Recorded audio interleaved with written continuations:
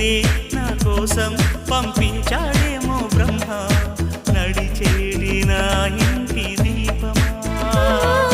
నీతో సావాసం పండించింది నా జన్మ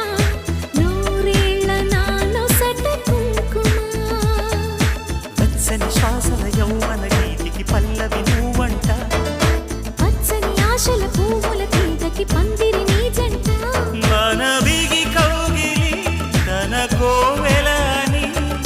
కొలువుండి పోవాలని చేరింది ప్రేమ